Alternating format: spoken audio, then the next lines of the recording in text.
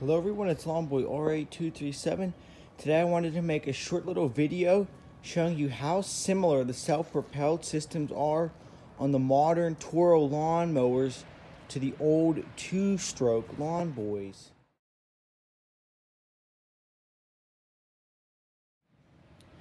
Now these things I'm going to be talking about are for rear-wheeled drive mowers.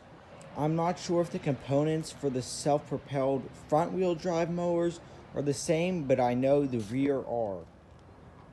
Toro, which bought out Lawnboy, they used the same components for their drive system for the ratcheting clutch mechanism for the wheel. I'm going to take off the wheel and show you, but nowadays the part numbers for these, especially for the clutches and all the keyway components, are exactly the same for the old 3-speed lawn boys or the personal pace 10550 lawn boys or lawn boy easy stride.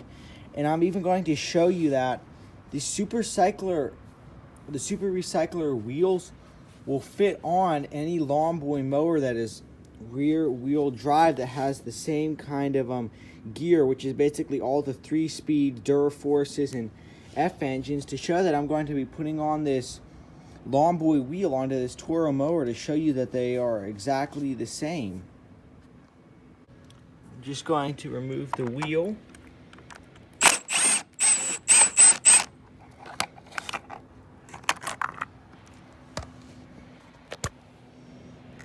Set the wheel aside. Let me pull off. Definitely need it cleaned out. Pull off the spacer / dust cover. Now you can see this is starting to look very familiar right inside here. We have our ratcheting mechanism, our zerk for greasing. This is just a big glump of grease. I'm going to clean that off and show you. But these pieces right here are interchangeable. It is a spacer with a built-in dust shield for the ratcheting clutch mechanism. Here's the super recycler wheel. Identical to the Lawnboy wheel. It has the 3 rivets in the same exact spots. And these wheels are, I believe they are half the price and they are a better quality. This is a hardened rubber compared to the Lawnboy wheels, which is a hard plastic. This is almost the same material as Lawnboy commercial wheels.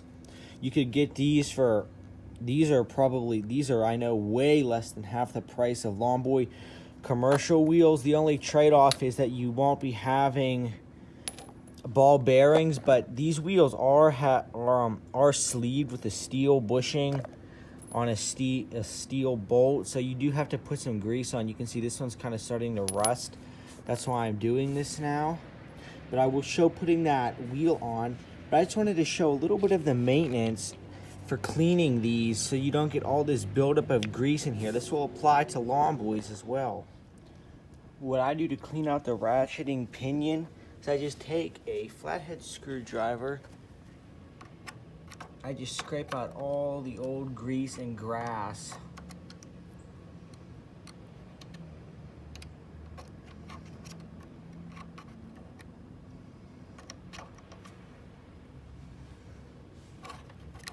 Sometimes string can even get in here too, or some kind of thread. If you run over it in your yard, it can get sucked in. Sometimes what I used to do, I would clean it out with gasoline or something, but it's really never worth it unless you have like super old grease, because you'll just put new grease on and it will eventually get like this again after a while. Just get out all the old crusty grease.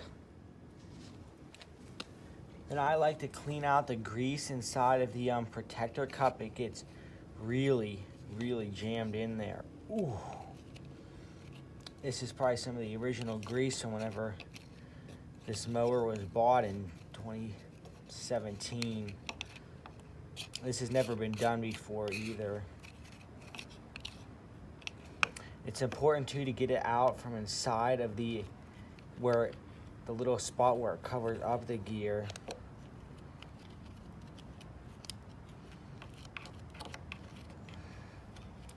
Wow. That is some hard grease. I've never had this hard of grease even on my lawn boys.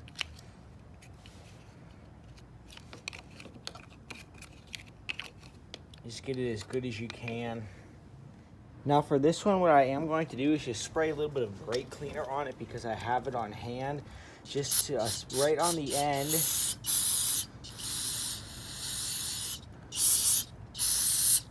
This will really help to dissolve some of that really hard grease that's inside the spring, because if you have too much grease, Lawn Boy says this actually will not work properly. That's pretty good. I'm not going to spray any on the plastic because brake cleaner is not good to use on plastic. Then additionally, what I'll do is I like to clean the gear inside the wheel. If there's any giant buildups of grease on it, like this one from my Lawn Boy, this one had an excessive buildup of grease on it. I don't use this wheel anymore though, it's just a spare. A lot of the times this giant buildup of grease can come from the zerk that is on the grease fitting side.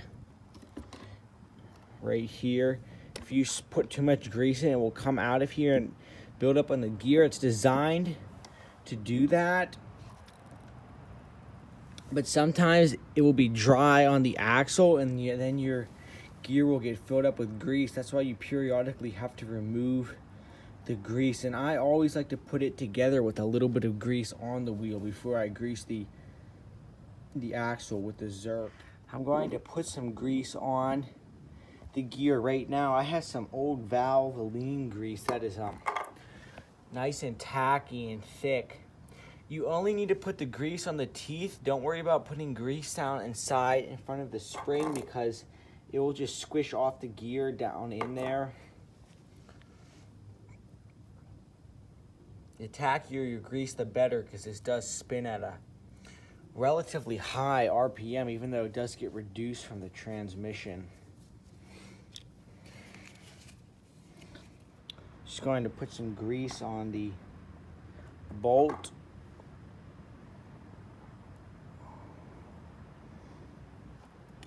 The zerk will not grease that at all. That is one nice thing about Lawn Boy commercial wheels. You have the nice steel sealed ball bearings.